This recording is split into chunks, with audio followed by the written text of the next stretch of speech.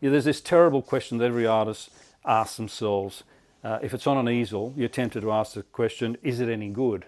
But the beauty of working on a table is I don't have the opportunity to ask that question because I can't really see what I'm doing. I'm just following the rhythms in the painting. And of course, once I put it on an easel, I can make those decisions later on and think, oh, I got that horribly wrong, I need to correct it. But while I'm flying and while I'm working, I'm not judging the painting. I'm just simply enjoying myself as much as I can.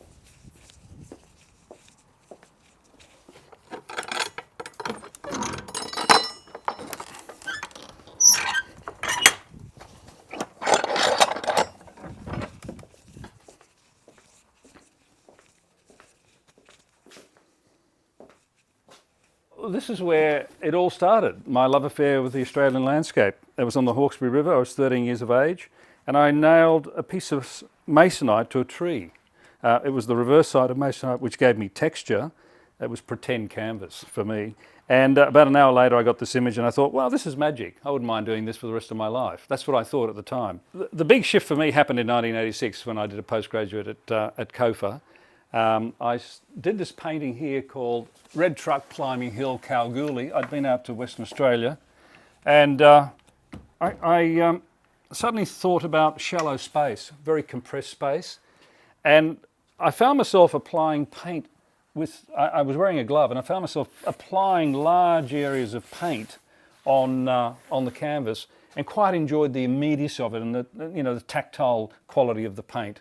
And then, I was was going to introduce a truck in the landscape. And I just found that by doing that and that and that, I was able to achieve this. There was a truck. It just appeared, and I thought, well, that didn't happen very quickly. I didn't really have to fuss.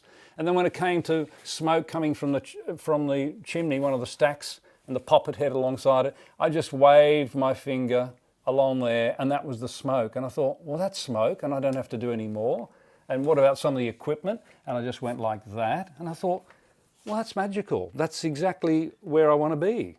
And that's how I discovered that using my hands was really, how I wanted to paint. There was a lovely simplicity about it, and all these large shapes juxtaposed with all these other little marks that were floating around the surface. And so I thought, yep, that's what I need to do. That's really me. That's who I want to be. When we go into each other's studios, I find that I'm quite reticent to say anything immediately because I think I have to acquaint myself with his work. There might be weeks and months before I see something. And the same with Tony. I think words get into your head, so whatever anyone says can just take root, and then it just sits there like a little bit of bother. You have to follow your own art. And so sometimes it's best not to say very much. But, we do. And sometimes there are too many works on the wall and you just want to see them one by one. So you can get overwhelmed. And basically it's a very, very, very good relationship. I mean, who has that luxury of just being able to look at each other's work? He usually works with his doors pretty much like a jar. You can smell the oil. It's so strong. So yes, it's a very sort of, it's sensations. It's the noise. It's the movement of the paint, and then it's the smell as you walk past. Because sometimes I walk down back here, come up for a drink, and yeah, you know that something's happening in there. Well, with all of my work, I start with direct contact with my subject, whether I'm painting a landscape or another human. And in this case, it was Lindy. So I did two drawings of Lindy, one in the morning of her head, and gathered as much information and sensations as I could in compressed charcoal.